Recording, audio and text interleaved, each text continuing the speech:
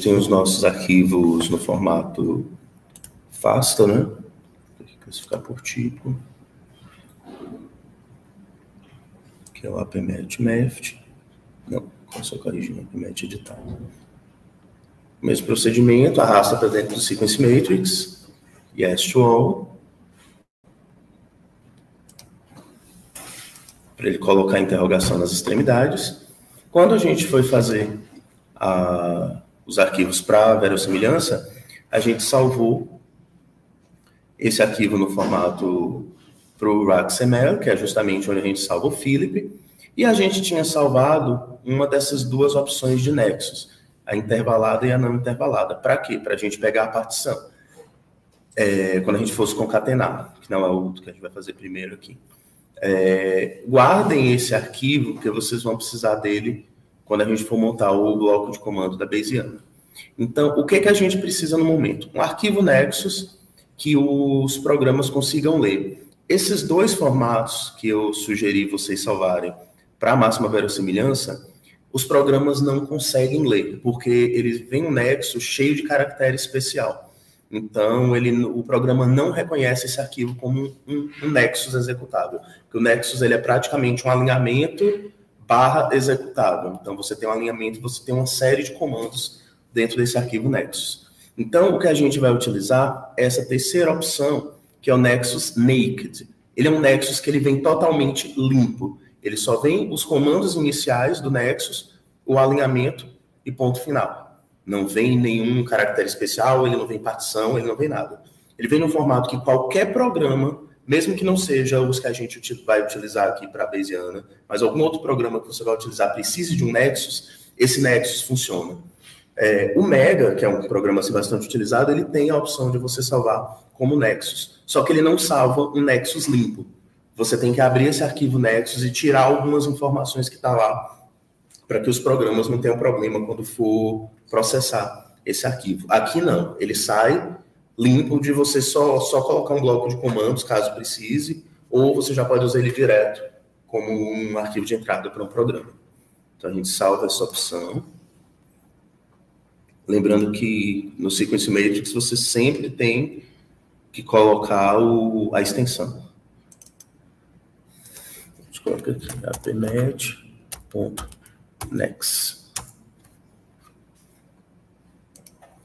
E a gente limpa todas as sequências e faz a mesma coisa com o GPDH.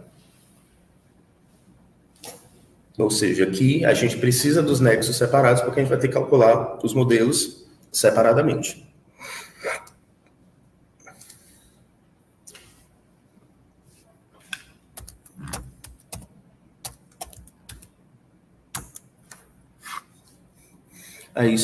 Não tinha acontecido isso aqui ainda, mas geralmente é muito comum acontecer isso com o Sequence Matrix. Vocês observarem aqui, ele simplesmente deu um bug e travou. Ele salvou o alinhamento, mas é muito comum ele fazer isso, de travar e você não conseguir nem fechar. Coisa relacionada ao consumo de memória. Caso isso aconteça, vocês só conseguem fechar ele pelo gerenciador de tarefas. Aí vocês dão Ctrl+Shift+ESC. Aí vai aparecer aqui o Java, que é onde ele está rodando, e vocês finalizam a tarefa. Aí é o único jeito que vocês conseguem fechar o Sequence Matrix. E já aproveitando que na parte da Bayesiana eu vou mostrar para vocês como que monta o bloco de comando para um gene e para genes concatenados, a gente já aproveita e concatena os dois genes, porém no formato Nexus, que a gente só tinha concatenado no formato Philip, e o Nexus com as partições, né? Então a gente precisa salvar um Nexus sem a partição. Então a gente arrasta os dois gêmeos, né, para dentro do Sequence Matrix. Exporta como Nexus Naked também, que é o que a gente vai usar na nossa análise.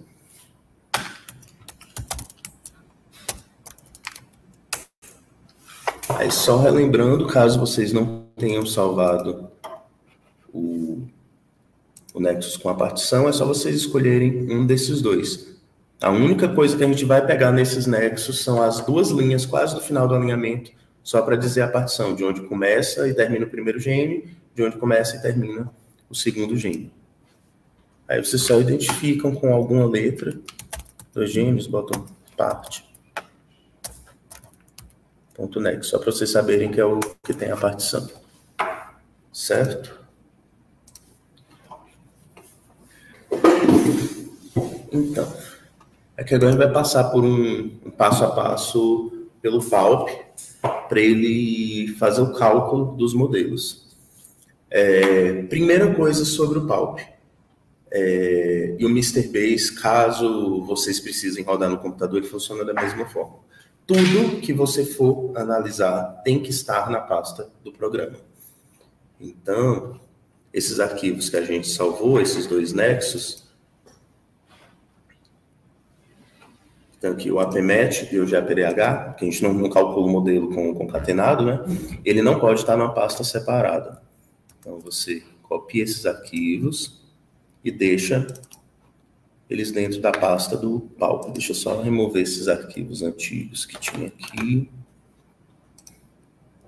Então, a gente salva aqui dentro dessa pasta onde está o íconezinho do PALP. Eu já deixei o PALP aberto aqui, que de vez em quando ele dá uns problemas para tentar abrir, que às vezes só resolve se você reiniciar o computador. Então, como já tinha funcionado, já deixei ele aberto aqui. Então, se vocês olharem aqui dentro da pasta, a gente tem os dois alinhamentos no formato Nexus, né? Deixa eu só botar aqui para vocês verem o formato, tanto a PMET e o GAPDH no formato Nexus, e a gente tem esse arquivo aqui, Mr. Model Test Block. Que é o que significa? O que a gente vai fazer? A gente vai primeiro abrir o nosso alinhamento no programa e depois a gente vai executar esse arquivo, o Mr. Model Test Block. Ou seja, o que é esse Mr. Model Test Block? Ele é um arquivo que é como se fossem os comandos que a gente vai dar para o programa executar a nossa análise. Então, aí para a gente fazer a primeira parte da modelagem, que eu falei que no PALP a gente vai calcular, fazer o cálculo dos modelos, mas ele não vai ranquear. Como eu falei, quem faz o rank é o Mr. Model Test. Então, o que a gente faz antes de rodar a nossa análise? A gente cria pastas, uma pasta para cada um dos genes que a gente for calcular o modelo. Dentro dessas pastas, a gente tem que ter esse arquivo Mr. Model Block. Onde é que esse arquivo Mr. Model Block vai estar? Quando vocês baixam o programa Mr. Model Test, ele vem com uma série de arquivos aqui dentro. Então, a gente copia esse arquivo aqui, esse arquivo Mr. Model Block, e vai salvar ele dentro da pasta onde vai estar os nossos alinhamentos. Está aqui. Dentro da minha pasta GAPDH vai estar o Mr. Model Block. Aí eu copio o meu nexus do gene e colo aqui dentro da pasta. Por que a gente faz isso? Geralmente o PALP, eles indicam a gente colocar tudo aqui dentro dessa mesma pasta onde está o arquivo executável para fazer análise. Só que o que acontece? Isso é a forma que eu fazia antes. Quando a gente fazia desse jeito, deixando o alinhamento aqui fora e deixando o Mr. Model Score, eu tinha que fazer o do primeiro gene, ele ia gerar o arquivo Mr. Model Scores, né? Aí eu tinha que pegar e entrar no Mr. Model Test e analisar esse arquivo para depois fazer o do outro gene. Por quê? Se eu fizer o cálculo do modelo do PALP, do gene 1, e imediatamente eu fizer o do gene 2, ele vai salvar os dados do gene 2 sobre esse arquivo Mr. Model Scores e você perde o do primeiro. Então, ele não gera o Mr. Model Scores 1, Mr. Model Scores 2, 3. Ele salva por cima. Então, fazendo por pasta, a gente não vai ter esse problema, porque ele sempre vai salvar os arquivos dentro da pasta onde vai estar o Mr. Model Scores. Então, aqui eu já tinha feito do AppMatch, a gente refaz. Pronto, nossos passos vão ficar desse jeito. Então, a gente executa o Palp. Geralmente, executar como administrador, ele costuma travar menos. Às vezes, ele já abre direto. Ele vai abrir e vai pedir aqui para você escolher sempre primeiro o alinhamento. Quando abrir aqui, a gente vai lá na nossa pasta, seleciona o alinhamento e maximiza, vai estar aqui as informações do alinhamento. O alinhamento não aparece. Então, a gente vem em File novamente, abre, só que a gente agora precisa abrir o Mr. Model Block. Então, a gente pede que, se você pedir para deixar só o Nexus, ele só vai mostrar os Nexus, obviamente. Então, a gente troca para All Files, ele vai mostrar tudo que tiver na pasta. Então, quando for escolher o Mr. Model Block, o alinhamento, veja se aqui está na opção Executar. Porque senão ele só vai abrir o arquivo e não vai rodar a sua análise. Então, sempre veja se está no modo Executar, seleciona o Mr. Model Block e executa. E ele começa a processar a sua análise. Aí geralmente aparece uma mensagem dizendo que finalizou, mas para vocês terem certeza, é só vocês olharem para essa linha aqui, ó, modelo 8 de 24, calculando. Você sabe que finalizou quando chegar no modelo 24D24. Se vocês observarem aqui no Palp, já aparece aqui, modelo 24 de 24, e já aparece a mensagem aqui no final, ó, processando o arquivo tal, tal, tal, completo. Então, depois que ele faz isso, a gente pode fechar essa janela. Quando for abrir o alinhamento, ao invés de botar executar, bota como editar. Ele abre o alinhamento. Só que quando você pede para executar o Mr. Model Block, depois ele não executa. Só que aí já fica, a tela volta, ela reaparece. Aí você consegue fazer o procedimento normal. Ou seja, está dando algum bug no Palp, que quando abre não está aparecendo a tela principal. Então, aqui o do GPLH terminou também, aqui completo. Então, nesse caso, a gente já tem os valores para os modelos dos dois gêmeos. Então, a gente não precisa mais do Palp. A única função do Palp é só fazer esses cálculos. Então, pode fechar o programa, não precisa salvar nada. Se a gente voltar aqui na pasta, AppMatch, está aqui o Mr. Model Scores, que, ou seja, é meio literalmente a pontuação para cada modelo. E se você vier aqui no GPLH, mesma coisa. Então, quem calcula de fato, quem ranqueia e quem escolhe o melhor modelo não é via Palp. Então, vocês vão baixar o Mr. Model Test, que é o programa que faz o cálculo do modelo. Só que o Mr. Model Test, ele é binário, então, ou seja, a gente vai precisar do CMD para executar esse programa. Ou seja, ele não é programa no modo friendly de apertar botão. Então, a gente vai abrir o CMD. É muito simples o que a gente vai fazer agora. Você só precisa entender 3 coisas que a gente vai mandar o CMD fazer. Primeiro, roda o programa. O segundo, o arquivo que é para ele analisar é esse. E o terceiro ponto, vai salvar com tal nome. Então, essas são as 3 coisas que a gente coloca no prompt de comando. Então, como que eu faço para dizer para o prompt que eu quero que ele execute o Mr. Model Test? A gente vem aqui na pasta do programa. Quando a gente abre aqui, vai ter uma pasta com o nome bin. A gente abre essa pasta, vem na pasta win e tem aqui o arquivo do programa Mr. Model Test 2. Ele não é instalável, se você clicar aqui não vai abrir programa nenhum. Então, o que a gente faz? A gente clica no programa e arrasta ele para o CMD. Então, eu já dei o comando que é para ele abrir esse programa. O primeiro comando já foi. O segundo, eu dou um espaço e eu preciso dizer qual é o arquivo que eu quero que ele analise. Então, depois que eu dei espaço, menor que, e vou lá na pasta do Palp pegar o arquivo Mr. Model Score que foi gerado. vai estar em qualquer canto, você só tem que dizer o caminho. Então, tá aqui o Mr. Model Scores, botei o menor que, clico nele, arrasto para o CMD, ele automaticamente coloca o caminho. Maior que. Então, já deu o primeiro comando. Roda o Mr. Model Test. O arquivo que é para analisar é esse Mr. Model Scores. E o terceiro comando, com que nome eu quero que salve? Esse é o appmet, então eu vou botar appmet.txt. E dou Enter. E ele já finalizou a minha análise. Ele sempre vai dizer aqui no final onde que ele salvou. E ele só salva nesse lugar e não adianta.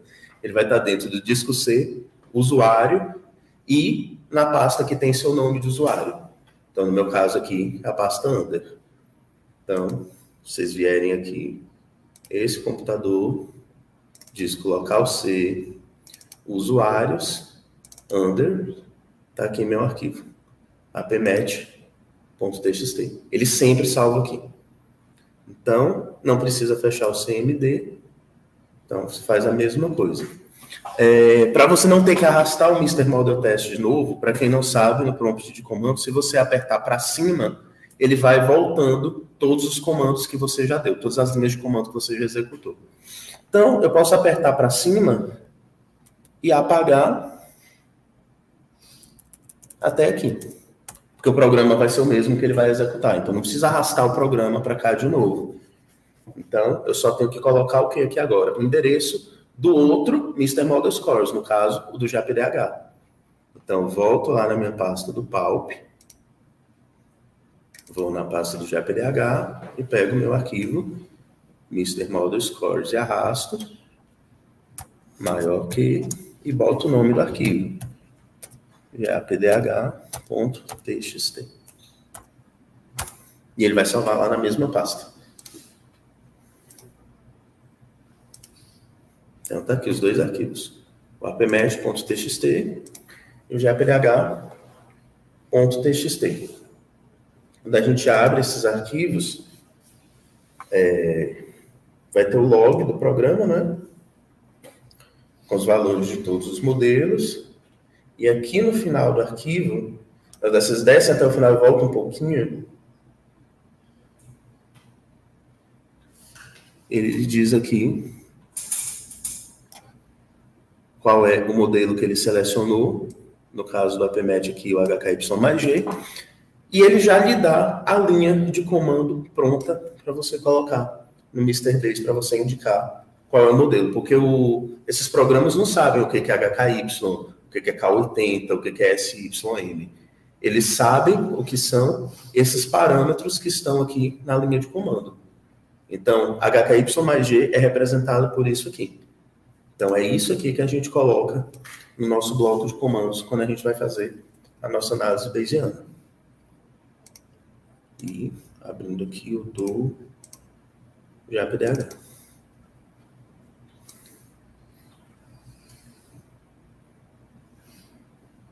Coincidentemente, o mesmo modelo. Isso até facilita na hora de fazer o bloco de comandos, mas eu não vou fazer do jeito mais do jeito. Vou fazer de conta como se tivesse dado modelos diferentes, para vocês verem, mas é porque tem, quando você dá o mesmo modelo para todos os genes, ou para vários genes, tem uma forma diferente de você indicar, mas eu só mostro. Mas para evitar confusões, principalmente para quem está começando, é melhor seguir o modo mais passo a passo, mas a gente mostra para vocês verem que funciona. E é só na análise concatenada. Então, disso tudo que a gente fez até agora, de passar pelo palco, de converter nexos, é só para a gente pegar essas duas linhas aqui. Só para isso. Então, para fazer análise bayesiana, então aqui, modelo calculado, então a gente já tem tudo para fazer a nossa análise bayesiana. A gente já tem o alinhamento em nexos, tem o modelo já, e quem trabalha com bayesiana também sempre tem a sua cola com os modelos, assim, ou com o bloco de comandos que a gente utiliza nas análises. Até se vocês procurarem no Google tem muito fórum, blog, essas coisas que eles botam um modelo assim bem básico de bloco de comandos, que é o que geralmente a gente utiliza na análise bayesiana, que é o que a gente tem o quê? A gente tem as informações do modelo, das partições e da análise propriamente dita, que a gente dá os nossos trabalhos de rotina, né, porque a gente faz para filogenia de identificação, delimitação de espécies, a gente usa meio que o básico do Mr. Base. Então, não tem muito segredo assim, porque ele tem outras funcionalidades, mas a gente não explora para os trabalhos que a gente faz. Diferente do IQ3, o Mr. Base e as análises bayesianas, de um modo geral, existem outros jeitos de rodar análise bayesiana que não é no Mr. Base, né? A gente tem o BEAST, por exemplo, que roda um tipo de análise bayesiana um pouco diferente, mas o que todas têm em comum? Gasto computacional extremamente grande. São análises muito mais robustas que a de verossimilhança, até porque elas usam a verossimilhança, na verdade, né? Então, são análises que são muito demoradas. Quando a gente está trabalhando com um gene, beleza, é uma análise, e não estiver muito isolado, é uma análise relativamente rápida. Assim, comparada com uma multilox, por exemplo, se você estiver usando 6 marcadores, e cada um com um modelo diferente. Então, a análise, ela, dependendo do tamanho, você vai ficar dias com o seu computador ligado. Se a gente não tivesse servidores online para facilitar a vida da gente. Então, o que a gente tem disponível hoje para fazer essas análises, que tenha o Mr. Base, se eu não me engano, acho que ele é o único que tem o Mr. Base hospedado, é o portal Cypress. Acho que de servidor assim para análise é um dos servidores mais utilizados, né? O Cypress Science Gateway. Então é só vocês criarem uma conta, né?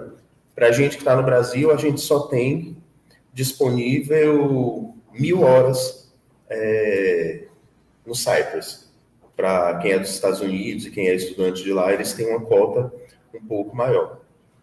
Atualmente, eu praticamente só uso o meu Cypress para rodar análise bayesiana. E eles melhoraram a questão dos servidores para o Cypress, mais especificamente para o Mr. Base, que as análises estão sendo agora no Mr. Base, no Cypress. Então, a gente não precisa mais da mesma quantidade de horas que a gente precisava há uns 2 anos atrás. Então, a análise realmente está bem mais rápida.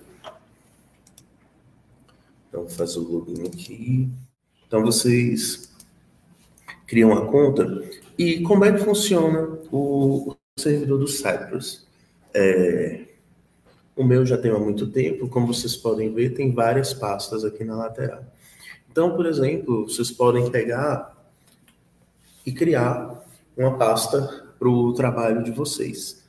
Mas, como vocês podem ver aqui, nossa pasta sempre vai ter 2 subpastas.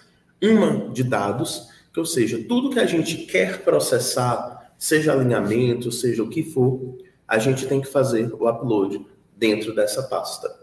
E a pasta Tasks são nossas pastas de análise. Mostrando um pouco para vocês aqui, o Cypress, ele tem uma série de programas que funcionam dentro desse servidor. Vocês verem que tem o BEAST aqui, que é um dos programas que também roda bayesiano, né? Você tem o Astro, que é de fazer árvore de espécies. Você tem programas de alinhamento. Você tem o Garli aqui, que é um programa de rodar análise de máxima verossimilhança. Porém, é muito demorada a análise no Garli. Você acaba com as 1.000 horas do Cypress muito rápido, se você for rodar um bootstrap aqui. Você tem o próprio IQ3, mas como eu falei para vocês, tanto aqui no Cypress quanto no próprio servidor deles, a gente vai ter aquele problema de manter todos os nossos isolados na árvore, né? Eu ainda não consegui descobrir onde é que a gente altera aquilo em nenhum dos 2 servidores. A gente tem o J ou J Model Test, né? Que é para calcular modelo também, só que ele vai calcular uma infinidade, né? Então, ou seja, ele não vai funcionar para análise bayesiana. Tem o Mr. Base aqui, que é o que a gente vai utilizar. Tem o Palp, tem vários outros programas. Tem o RAGXML, que também serve para verossimilhança. Ele é bem rápido, mas tem problema de modelagem. Então, agente desses programas aqui, quando a gente estiver montando o passo a passo da nossa análise aqui no Cypress, o que a gente vai usar é esse daqui, o Mr. Base on Exceed, essa versão 3.2.7. É essa que a gente utiliza. Essa outra opção aqui é só a opção Restart, que é tipo, você estava rodando sua análise e botou um tempo que era insuficiente. Então, o Mr. Base, as versões recentes, eles geram um checkpoint que você pode utilizar esse Mr. Base Restart para você continuar a sua análise. Mas nunca precisei usar isso. Acho que é mais para quem trabalha com datasets absurdamente grandes, assim, aí acaba colocando uma quantidade de hora errada no programa. Mas, antes da gente vir aqui para o Cypress, a gente vai montar o nosso arquivo que vai servir como entrada para a Bayesiana.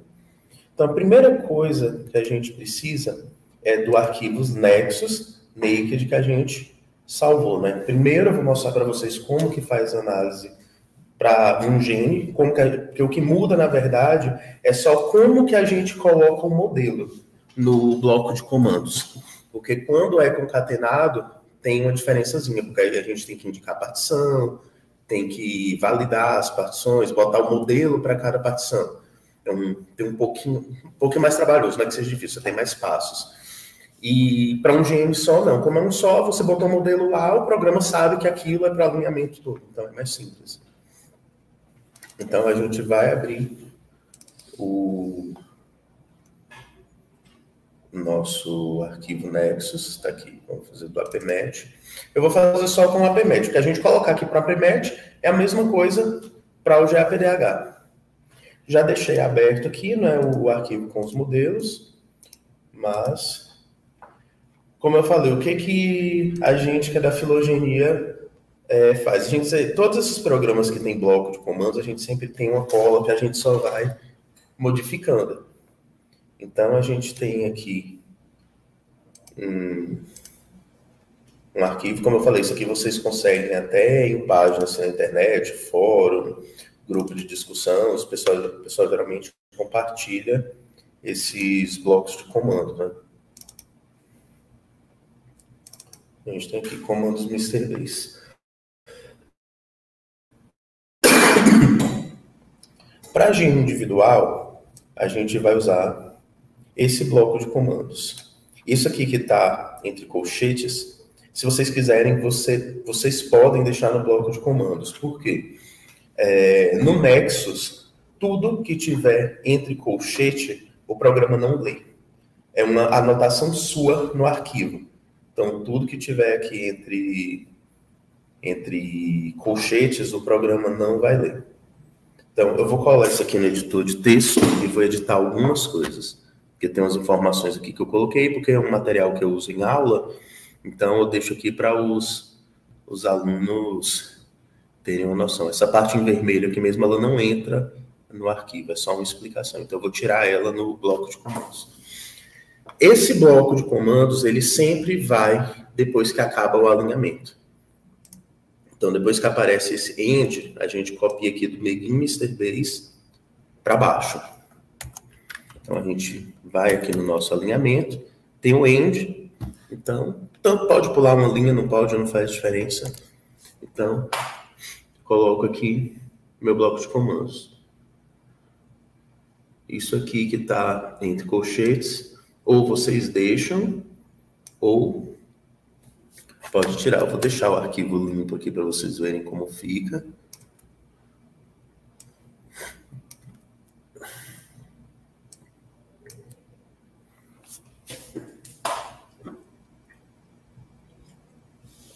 Então, quando a gente coloca essa linha aqui, Begin Mr. Base, é porque o que acontece? Quando vocês botarem, por exemplo, se vocês forem rodar no computador, quando vocês pegam esse arquivo, colocam lá dentro da pasta do Mr. Base e dá um comando execute e o nome do alinhamento. Vai ficar lá, execute appmatch.next. O que ele vai fazer? Ele vai pegar, vai ler o seu alinhamento e vai executar depois esse bloco de comandos. Que ele literalmente vai ver o que está no Nexus. Porque, no fundo, o Nexus em si é meio que já um bloco de comandos. Então, ele vai ler o seu alinhamento aqui, begin Mr. Base. Primeira coisa que a gente vai colocar o nosso modelo. Quando a gente só tem um modelo, ou um gene só, que aqui não é análise concatenada, ele até está aqui, esse L7, apply to one. Nem precisa disso aqui. Se você tirar esse apply to, que está aqui, ele vai rodar a sua análise, porque ele, se você não indica o 2, ele automaticamente já sabe que só tem um. Então, eu posso tirar isso aqui da minha análise, esse apply to. Então, isso aqui é justamente essas duas linhas aqui que saem no modelo. Então, isso aqui é de um outro arquivo que eu usei, então não é o que a gente vai usar. Isso aqui está servindo só como um template, é só um modelo que você vai trocar as informações. Então, esse é o da PMET. Então, eu vou ter que vir aqui naquele TXT que saiu lá do CMD que a gente calculou o modelo e vai copiar essas duas linhas, exatamente do jeito que está aqui. E vai colar aqui. Então, já estou dizendo que o modelo desse gene meu é esse daqui, certo? Então, já calculei o modelo. Então, são 3 pontos que a gente olha aqui na análise bayesiana. Se eu indiquei o modelo, os parâmetros da cadeia de Markov e a sumarização. O modelo eu já indiquei. Aqui são os dados da cadeia de Markov. Os valores principais aqui que a gente tem que prestar atenção é o NGen, que é o número de gerações, a sample frequency, que só dando uma geral, porque se for, a gente não é muito objetivo aqui desses vídeos explicar uma análise bayesiana. Mas esse número de gerações é muito semelhante ao que eu mostrei no vídeo da verossimilhança, como ele faz a busca, é a quantidade de passos que ele vai dar para tentar encontrar essa melhor árvore, que no caso da bayesiana, até tentar estabilizar a nossa busca, né? Esse valor depende muito, assim, de um pouco de experiência do usuário, de você ter uma noção assim, meu dataset é muito grande, é muito pequeno. Por quê? Lembre que a gente trabalha com as horas do Cypress, então, vamos supor, se você faz uma análise, vou botar aqui 1 milhão, tem um dataset gigantesco, estou aqui com 200 isolados, 5, 6, 8 genes trabalhando, e vou colocar aqui 1 milhão de geração. Por conhecimento, eu sei que essa análise não vai estabilizar com 1 milhão de gerações. Com 1 milhão de gerações, você não entra na fase estacionária da análise. Porque o que acontece? Pense num gráfico que ele vai do ponto mais baixo, junto do eixo, né? E vai subindo, e à medida que ele sobe, essa análise vai estabilizando. Eu vou mostrar uma imagem para vocês que fica mais fácil, para vocês entenderem o que vem a ser. Vou pegar naquela mesma aula que eu mostrei para vocês, a da verossimilhança, vou mostrar na bayesiana também, que é muito parecido.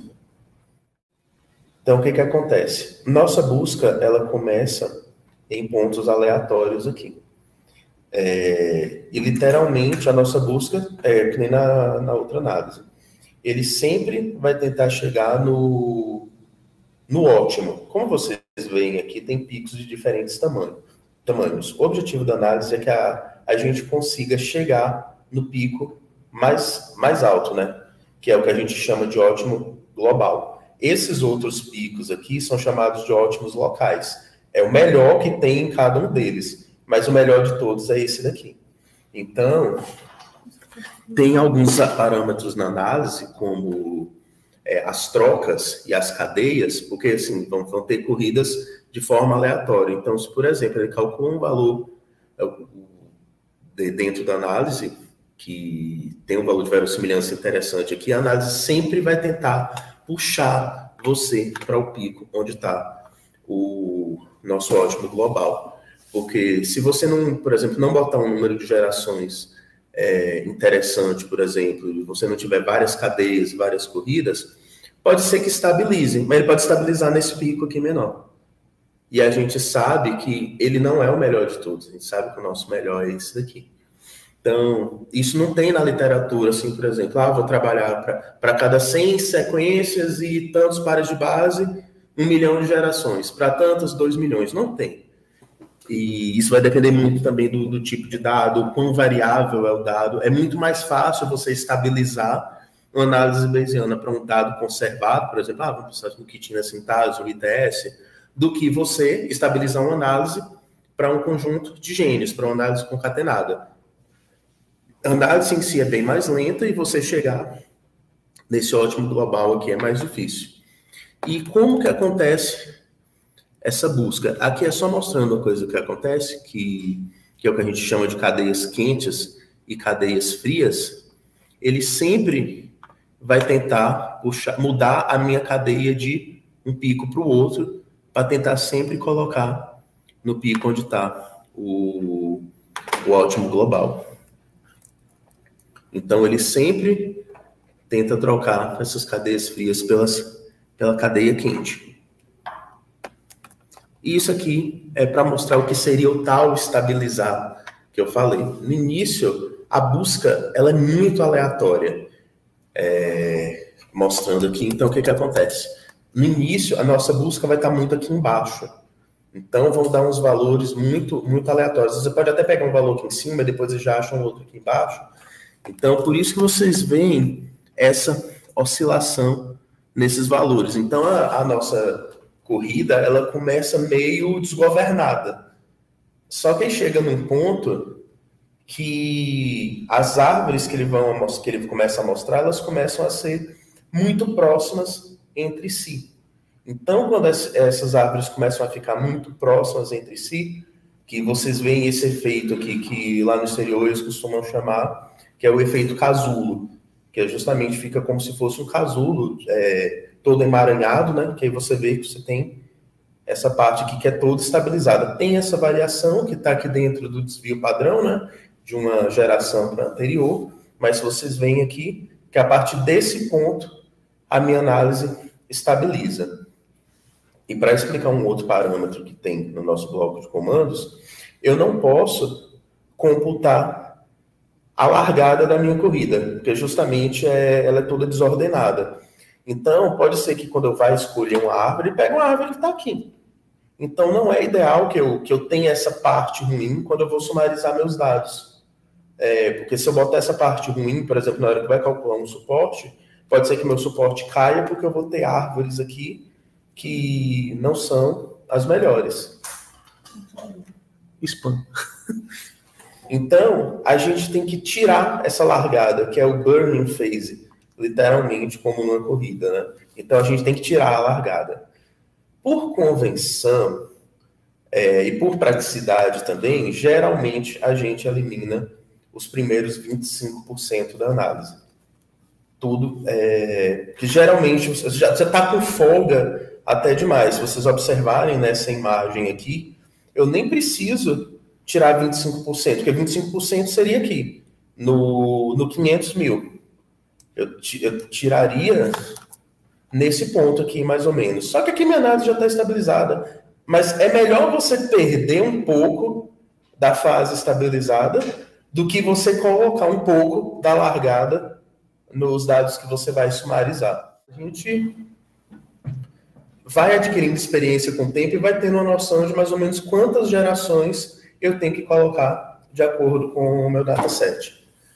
Por experiência, assim, trabalhando tipo, por volta de uns 100 isolados, uns 4, 5 genes, se não for gene muito complexo, 5 milhões de gerações costuma ser assim, suficiente para estabilizar essa análise. Eu vou voltar no bloco de comandos e volto nesse slide já já. Então, aqui a gente coloca o número de gerações, né? Para esse daqui, que é um gene só, vocês podem colocar 1 milhão de gerações só, que é o suficiente. Geralmente para um gene, porque aqui tem o quê? Tem 61 isolados. 1 milhão de gerações aqui é mais que o suficiente. Esse print frequency não interfere em nada na análise. ele é só uma questão do que você visualiza caso você estivesse rodando essa análise no computador. Então, ela não vai mostrar o resultado da geração 1, geração 2, geração 3, geração 4. Não vai mostrar. Então, ele vai mostrar seus dados a cada 1000 gerações, que ele vai mostrar na tela. Porque senão, no final, você vai ter um arquivo gigantesco com 1 milhão de linhas só da sua cadeia de Markov. Então, aqui não. Quando você pede para mostrar de 1000 em 1000, então você vai ter aqui 1 milhão dividido por 1000, né? Então, você vai ter só 10 mil linhas. 100 mil linhas, né? Não sei, matemática está dando tilt hoje. Mas o principal aqui é o sample frequency. Você poderia colocar para fazer o sample frequency a cada uma geração, ou seja, ele ia mostrar todas as suas árvores. Só que no final você ia ter uma quantidade de arquivos absurdas. Você ia ter 1 milhão de árvores vezes as 2 corridas que você vai fazer. Você ia ter 2 milhões de árvores no seu arquivo final para você sumarizar. Então é uma quantidade muito grande e desnecessária. Até porque, aquela questão, quando eu mostrei, quando chega na fase estacionária, a diferença entre aquelas árvores é muito pequena. Então, eu não preciso daquele quase 1 milhão de árvores que está ali na minha fase estacionária. Então, eu faço uma amostragem. Então, quando eu coloco aqui o meu sample frequency a 1000, quer dizer que eu vou salvar. Quando chegar, deu 1000 gerações, salva aquela árvore. 2000 gerações, salva aquela árvore. Então, vou ter uma quantidade bem menor no final e a minha sumarização vai acontecer um pouquinho mais rápido. A gente sempre trabalha com 4 cadeias de Markov e 2 corridas separadas, né? Então, a gente larga 2 corridas ali no meio daqueles picos que eu mostrei para vocês e em cada corrida daquelas saem 4 cadeias de Markov para tentar encontrar essas melhores, tentar chegar ali no ótimo global. O sample frequency, se eu não me engano, já é o padrão do programa, que ele, a cada 2 gerações, ele olha as cadeias de Markov, as corridas, e vê se ele troca as cadeias, aquela relação de cadeia quente, cadeia fria, para sempre tentar chegar ali no ótimo global. E a gente salva aqui o nome que vão sair os meus dados dessa primeira parte da análise, nesse arquivo file name, certo? E peço para rodar a minha cadeia de Markov. Então, o programa vai pegar e vai processar esses dados seus aqui, já com o modelo, e vai criar vai encontrar essas árvores. Depois que encontra, eu preciso sumarizar esse resultado. Então, eu tenho que sumarizar tanto os meus parâmetros, que tem vários parâmetros na análise, e sumarizar as minhas árvores, porque no final eu vou mostrar apenas uma árvore. Diferente da máxima verossimilhança, a máxima verossimilhança ela encontra uma melhor árvore no final, que é o que eu costumo dizer. Na máxima verossimilhança, a gente apresenta uma árvore que ela de fato existe. Ela existe ali no espaço amostral, ela está dentro da busca. No caso da Bayesiana, o que ele vai fazer? Ele vai fazer uma amostragem aqui dentro dessa fase estacionária, né? Então você vai ter várias árvores para você sumarizar no final. Então, como que eu vou apresentar isso? Tem 2 formas. Uma seria pegar uma dessas quaisquer árvores da fase estacionária e mostrar, que é esse comando aqui, refcompat. No nosso caso, se a gente quiser pegar uma...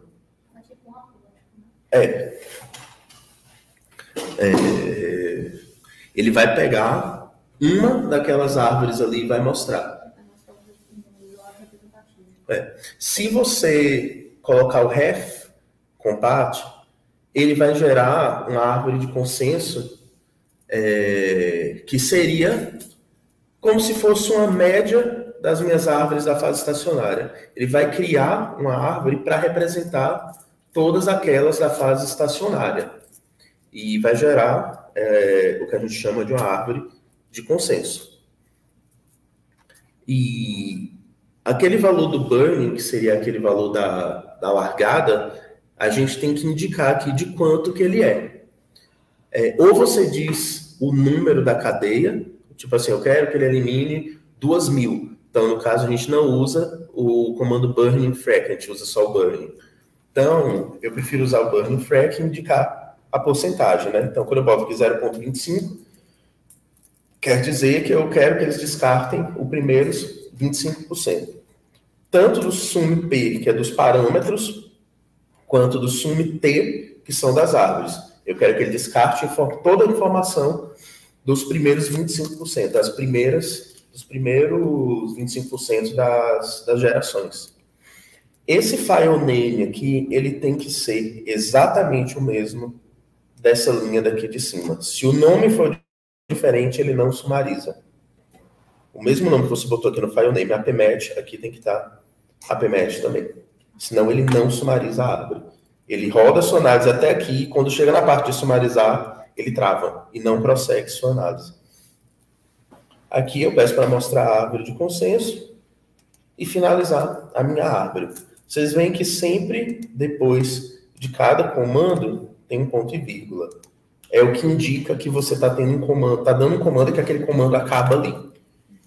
Certo? Então a gente colocou essas informações, pode salvar, e eu já tenho aqui o meu alinhamento com bloco de comandos para rodar a Bayesiana para esse alinhamento. Vai ser um pouco só. Aí agora a gente vai pegar e vai colocar esse alinhamento no Cypress, que é onde a gente vai rodar a nossa Bayesiana. Então, deixa eu ver aqui no início.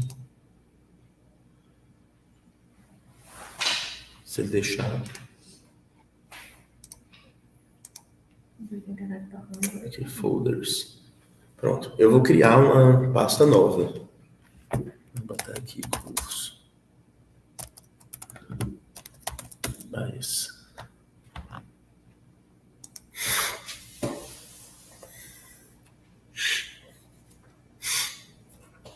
Então, eu já tenho aqui uma pasta de dados e uma pasta de análises. Então, eu vou abrir a minha pasta de dados. Vocês veem aqui que não tem nada, né? E vou fazer o upload dos meus arquivos. Nesse caso, eu vou lá na pasta e vou pegar esse arquivo Nexus AppMatch com o bloco de comandos embaixo. Vou fazer o upload e clico em salvar. Aí espera que ele vai carregar o arquivo dentro do servidor.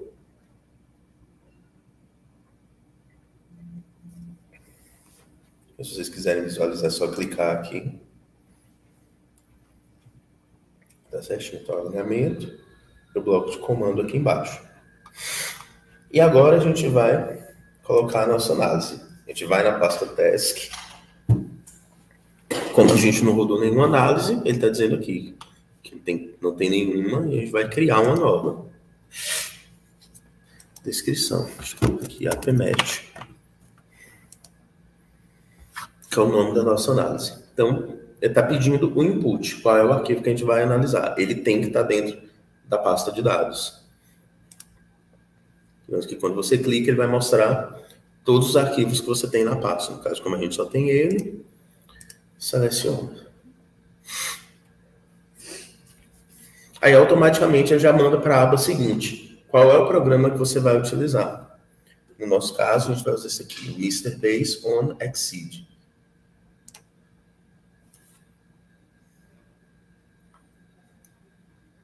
E a gente precisa alterar alguns parâmetros aqui, que é a última opção.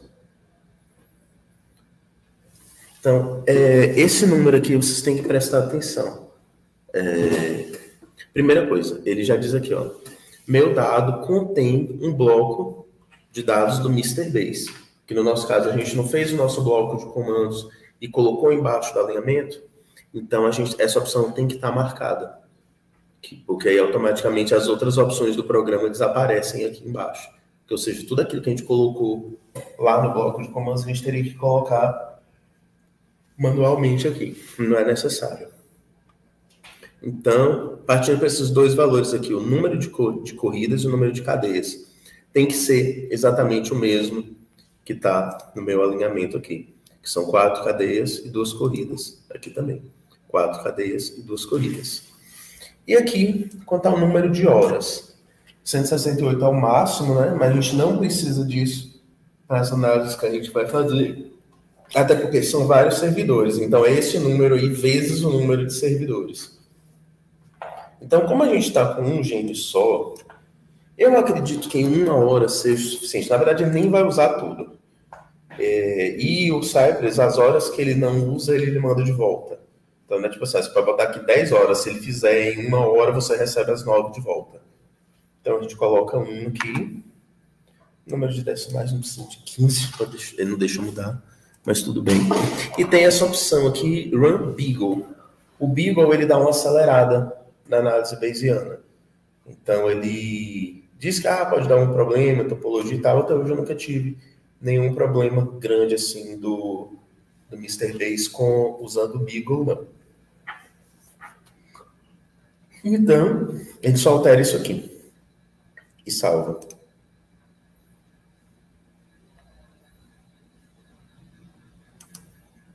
Então, aqui, só mostrando, eles vão usar 8 processadores e cada processador tem um limite de 1 hora. Então, seria como se você estivesse rodando 8 horas de análise.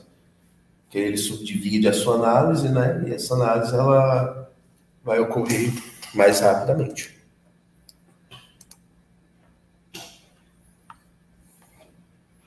Espera, ele vai voltar para aquela primeira aba. Aqui já tem o nome, já tem o alinhamento, já tem o programa, já tem os parâmetros alterados. Então, uma vez que estiver tudo pronto, é só clicar Save and Run Task. Se tiver algum erro, daqui a pouco já chega um e-mail. Enquanto a nossa análise está rodando, do gene individual, eu vou mostrar como que a gente edita o bloco de comandos para quando a gente tem genes concatenados. Então, o processo é praticamente o mesmo. A única coisa que vai mudar é a indicação das partições, né? A gente voltar lá na pasta. A gente vai abrir aqui arquivo 2 genes, que é onde está o meu arquivo. Só que, como eu falei, aqui não tem nenhuma indicação de que eu tenho 2 genes aqui. Se você jogar esse arquivo aqui do jeito que ele está no programa, para o Mr. Bayes aqui é um gene só com 1160 pares de base. Ele não sabe que aqui tem 2. Eu preciso dizer isso para o programa. Então, vamos lá na cola novamente. E a gente vai pegar esse arquivo aqui e eu vou editar ele com vocês.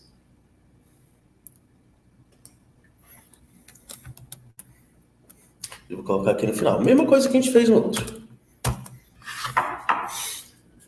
Primeira coisa que eu vou indicar é justamente as minhas partições. Isso aqui é de um outro trabalho que eu estava fazendo, que eu tinha 8 genes, como vocês podem ver aqui. E eu tinha que indicar exatamente onde começava e onde terminava cada um desses genes. Onde que eu consigo essa informação aqui? Naquele arquivo Nexus que a gente salvou, sem ser o naked. Que é esse arquivo aqui, ó, 2 genes, parte. Tá vendo quando eu disse que ele não é um Nexus limpo? Ele vem com essas aspas, essas coisas, ele tem espaço. Então, ou seja, tem um monte de caractere aqui que é inválido para um Nexus. Só que se eu descer meu arquivo todo, aqui embaixo eu tenho exatamente a minha partição. Onde começa e onde termina cada um dos meus genes. Então, eu vou copiar essas 2 linhas e vou substituir aqui por esses. Para facilitar a vida de vocês depois aqui, vocês podem deixar esse nome aqui o mais simples possível. Pode deixar só o nome do gene mesmo. Pode tirar esse ADT que estava. Então, aqui são as minhas 2 partições. Pode tirar esse espaço aqui se quiser, não tem problema nenhum, não. Então, eu disse que eu tenho 2 partições, onde cada uma começa e onde termina. Só que eu preciso indicar e aprovar essas partições, que é o que eu faço nessas 2 linhas. Então, quantas partições eu tenho? 2. Qual o nome das minhas partições? APMET e GAPDH. O nome tem que estar exatamente igual tá aqui em cima. APMET. Então, APMET com 2 As aqui. o APMET e o GPDH e aprovo essa partição. Então, aqui, o programa agora já sabe que eu tenho 2 genes, e onde cada um começa e cada um termina. E com essa linha daqui, o que eu digo? O que essa linha quer dizer? Que os dados do meu modelo 1 são independentes dos dados do meu modelo 2. Ou seja, para todos os genes, justamente que está o all aqui.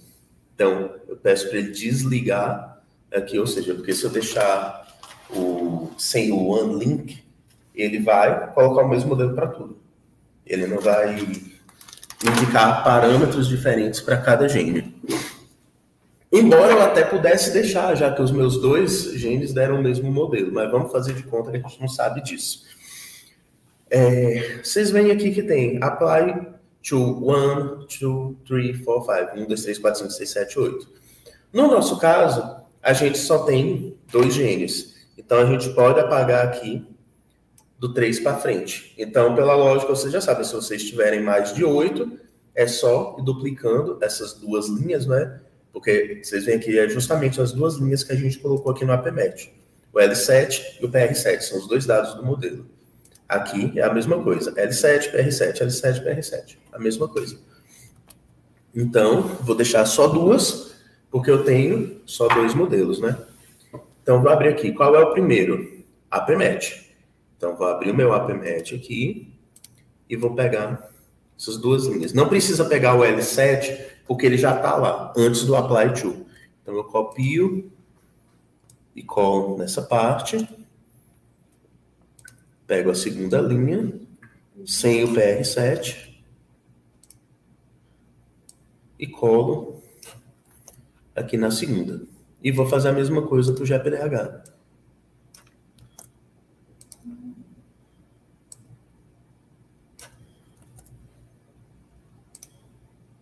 No formato Nexus Link, né? Isso.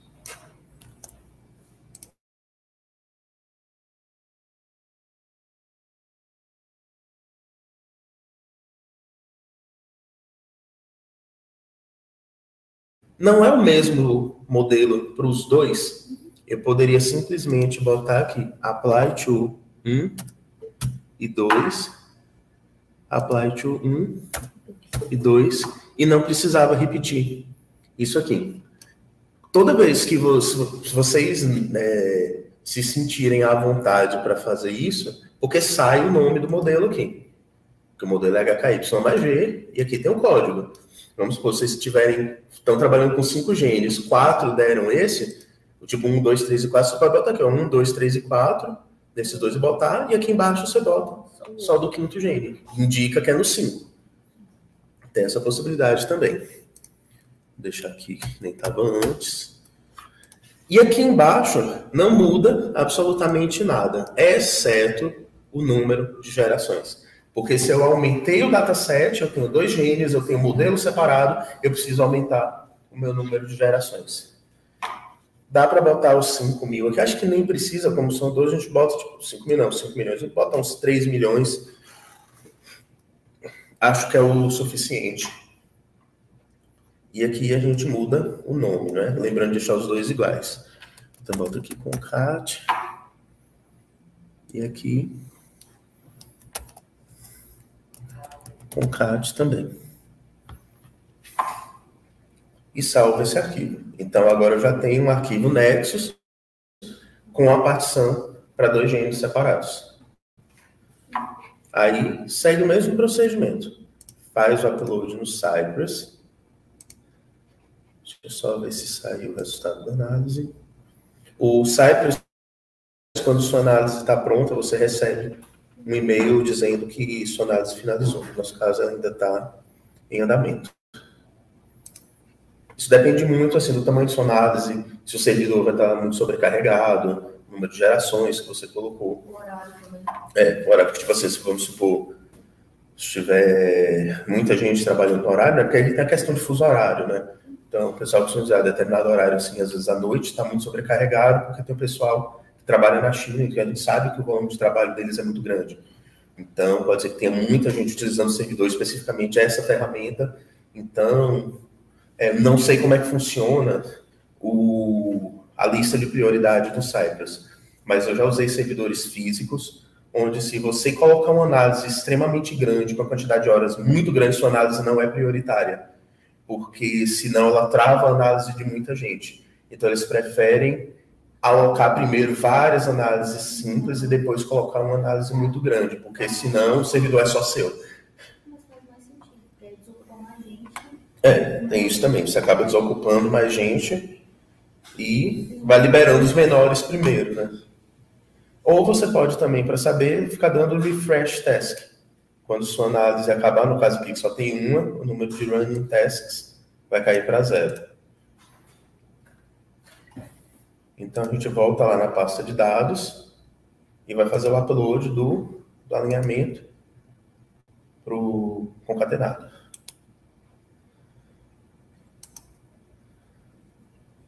Dois genes. Salva.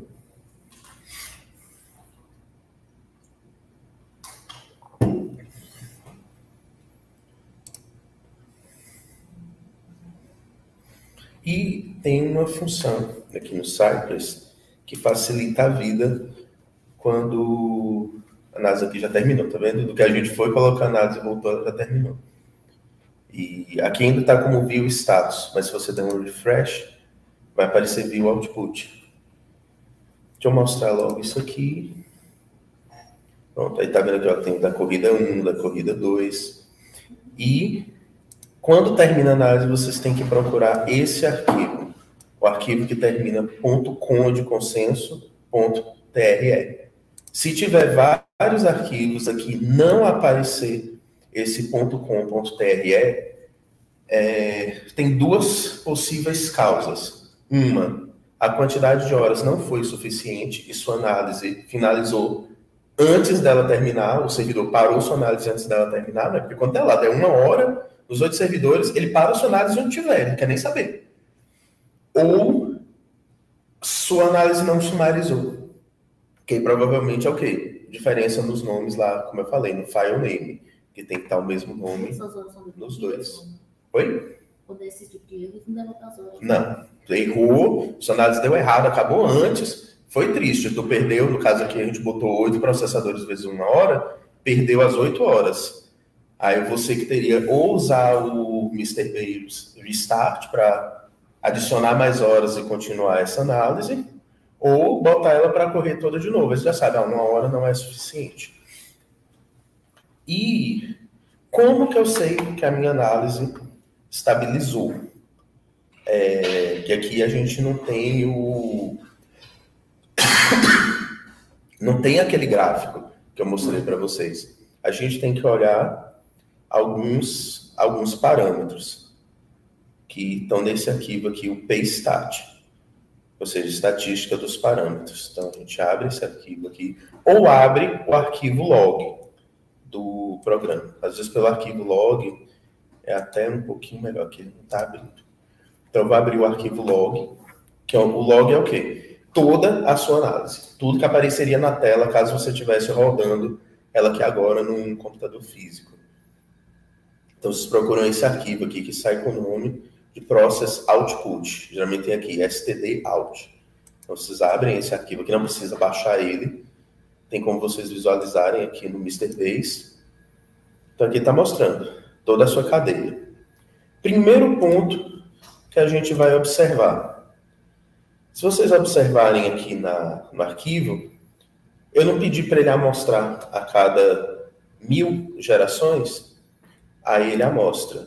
Cadê o Cypress? Ele vai mostrando cada 1000, 1000, 1000, 1000 e 1000 e calcula um desvio padrão das sequências e mostra o valor aqui. O primeiro indício que a minha análise estabilizou é que esse valor está menor do que 0,01. Uns 10 genes juntos para tentar fazer a Bayesiana. Ele chegou a colocar 100 milhões de gerações, aí lá a gente tinha um servidor físico, né? E mesmo assim, a análise dele não estabilizava. Ele falou, não, vou botar mais. Aí o professor primeiro falou, olha, não vai funcionar. Ele vai ter que subir um pouquinho a questão do desvio padrão aí, porque não vai estabilizar. O dado não estava permitindo ficar tão estável quanto um dado mais simples. Mas aí você pode baixar um pouco para o 0,05, que seria o 5% de significância, né? Então, esse é o primeiro valor que a gente olha. Então, o que a gente faz? A gente vai descer aqui o meu log até chegar na última geração. Então, ele computa aqui no final e o meu valor já tem 0,009. Então, ele já está abaixo de 0,01. Então, já tem o primeiro indício aqui de que minha análise está estabilizada. O outro ponto é a gente olhar os valores de ESS e os valores de PSRF, que também ficam aqui no log. Então, a gente vai descer aqui até chegar no PStat. Aqui, ó, os parâmetros PStat. Então, a gente vai olhar esses valores de EES e esses valores de PSRF. Então, os valores de EES, eles têm que dar, no mínimo, 100. Então, os nossos valores aqui estão muito acima. E os valores de PSRF têm que estar próximos de 1. Então, às vezes, eles dão um pouquinho acima ou um pouquinho abaixo. Então, se vocês observarem aqui, todos os nossos parâmetros estão estabilizados. Então, a gente não precisa rodar a nossa análise com mais gerações para tentar estabilizar a nossa análise. Então, o que está estabilizado, a gente pode utilizar essa árvore. Eu não sei se chega a 1,5 esse valor. Às vezes pode ser que ele dê muito baixo. Não sei se ele costuma dar acima, não. Agora, esse daqui, dependendo, ele dá um valor bem abaixo de 100. Se ele desse meio, eu teria que fazer... eu acho que aí já é muito baixo. Como ele coloca aqui, ó, should approach 1. Ou seja, ele tem que chegar perto de 1. Você acha que 0,8, 0,9 é aceitável? Olha, eu nunca vi abaixo de 0,9, assim, nos dados que eu já trabalhei. Porque como eu já trabalho com uma certa margem, então eu acho que eu deixo sobra até demais. Tanto que se você olhar aqui no log... Ele é enquadrado da regressão quadrática, tem que estar muito próximo de 9. Se não der... Se você observar aqui, ó, por volta da geração 776 mil, minha análise já estava estabilizada. Muito antes de 1 milhão de geração, ela já estava estável. Então, a gente só termina, né? 1 milhão a gente costuma colocar como mínimo, né? Para análise bayesiana, para ninguém trabalhar com menos. E tem algum valor que mostra aquele 25% que a gente corta do burning, não, né? Algum parâmetro? Não, esses parâmetros aqui que você já está vendo, esses valores, já é sem o burning. Ele tira os primeiros 25% para calcular esses valores. Provavelmente, se você deixar esses valores, mudam e pode ser que não fique estável, a depender do tamanho da cadeia. Aí, mostrando a segunda coisa aqui, que a gente já carregou o dado da Multilocus, né? Então, quando você já tem uma análise dentro da pasta que você quer, você não precisa montar a task toda de novo. Então, a gente clona uma que já é existente. Então, nesse caso aqui, eu vou botar tipo Multilocus. Mudo o nome, né? Então, vou deixar duas análises com o mesmo nome, até para eu saber depois o que é que eu estou fazendo. E tenho que trocar meu alinhamento.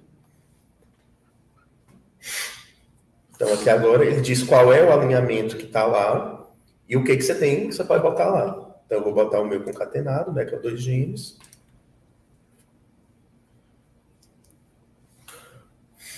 Como você está clonando, ele já sabe que é o Mr. Base. Aqui, como eu estou com o dataset concatenado, 1 hora eu acho pouco. Eu acho que 2 horas aqui é o suficiente para 2 genes, mas por precaução vou botar 3.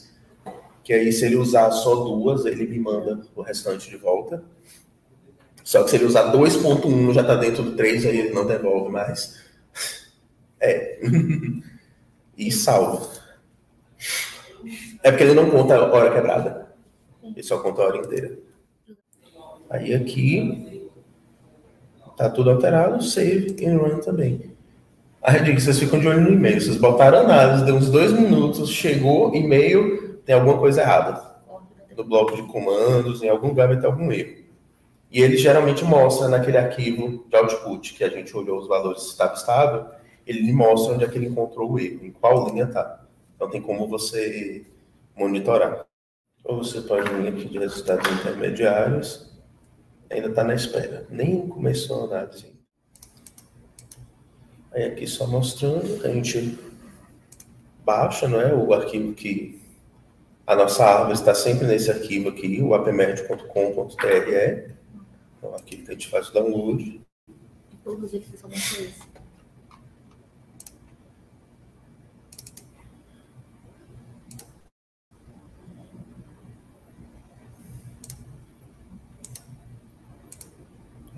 Pede para abrir.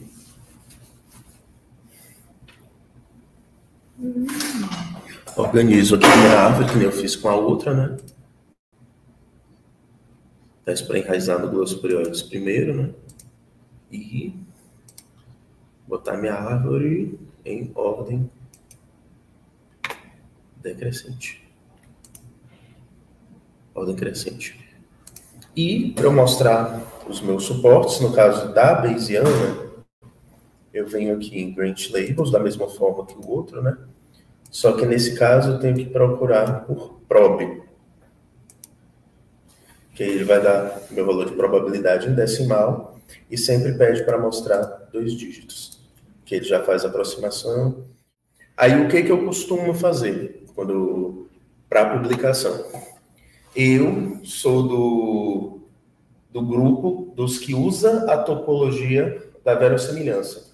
Primeiro, porque particularmente eu acho uma topologia mais agradável de você visualizar, ela tem mais bifurcações, então você consegue ter uma visualização melhor do que está acontecendo ali na análise. Ela tem menos ramos colapsados, como esses ramos aqui que vocês estão vendo, é uma árvore mais bifurcada. E o que eu costumo brincar, é uma árvore que de fato existe. Ela não é uma árvore de consenso, ela não é uma árvore calculada em cima das outras. Então, ela é uma topologia que realmente existe, ela foi escolhida como sendo a melhor.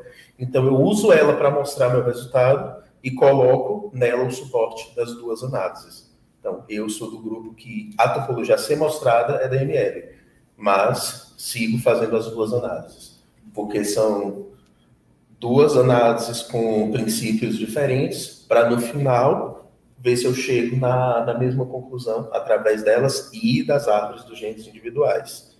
Porque a multilocus é uma forma conveniente de você mostrar a história contada por vários genes. Mas se você só olhando para ela, você não sabe o que está acontecendo em separado. Então, às vezes, principalmente quando você tem espécies que são muito próximas, que você está querendo ver se é uma espécie só, se são várias, quem resolve isso não é só multilocus. Quem resolve isso são suas árvores dos genes individuais, que vocês vai ver se eles concordam com com aquela hipótese sua ou se eles discordam. Então, a multilocus às vezes mascara essa informação dos genes individuais. Então, ela é muito boa para você mostrar o resultado, mas a interpretação do que você tem ou não tem, o correto, na minha opinião, é você fazer baseado nos genes individuais. Eu costumo dizer assim, eu levanto a minha hipótese na multilocus, mas eu confirmo ou não confirmo ela através dos genes individuais, utilizando o critério da concordância, né, que é o critério que eu gosto de utilizar para delimitação de espécies. Bom, até agora não deu errado também, não. Não chegou nenhum e-mail aqui. Ou deu, que está dizendo que tem 0 e não deu tempo dessa análise finalizar. Então, a gente tem que vir aqui no arquivo output e ver o que é que ele está dizendo que tem de errado. Então, a gente desce aqui.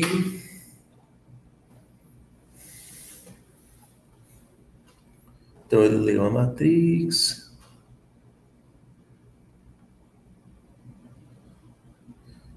Definir isso aqui. Tá tendo um erro no caractere 5 da linha 111. Vamos lá.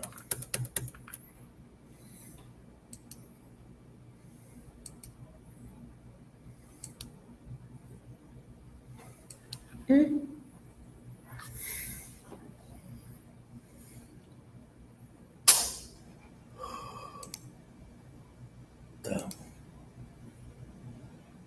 Faltou um ponto e vírgula aqui. Por causa de um ponto e vírgula já deu erro. Que é justamente o ponto e vírgula que diz que finalizou o comando, né? Então, o que eu faço? Eu não preciso deletar o meu alinhamento que está aqui e colocar um novo. Tem como eu editar esse arquivo meu que está lá. Então, eu venho aqui na pasta, abro ele. Ele me dá a opção de editar. Então, eu tenho que tirar o alinhamento, botar o alinhamento aqui de volta. Então, tem como eu só editar. Vou lá no final. Então, faltou o diabo de um ponto e vírgula aqui.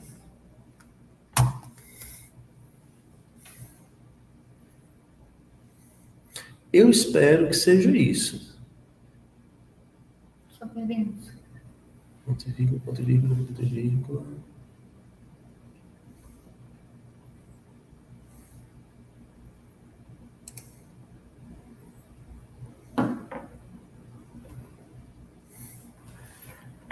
Salva, volta lá no task.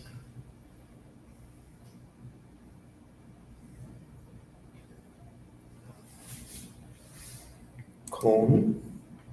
E troco só o meu input. Porque como eu alterei, eu vou ter que trocar ele por ele mesmo. Porque senão ele vai manter os dados que estavam antes. Vai continuar dando errado. Se der errado de novo, eu não sei o que é. Mas às vezes acontece, às vezes eu tenho que pegar um outro bloco de comandos, de uma análise que já funciona, copio e colo, boto exatamente a mesma coisa e vai. Aqui a gente teve o resultado da nossa multilocus, né? Da mesma forma como o outro, aparece aqui todos os arquivos, né? E a gente pode visualizar se estabilizou, né?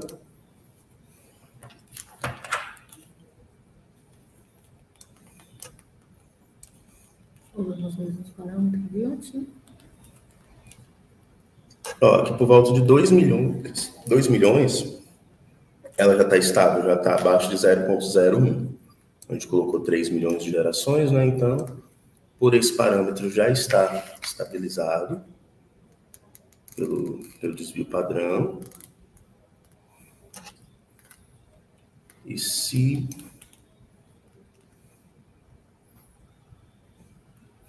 aqui a gente olhando os valores de PStat, todos aqui próximos de 1, e os valores de ESS bem altos aqui, acima de 100.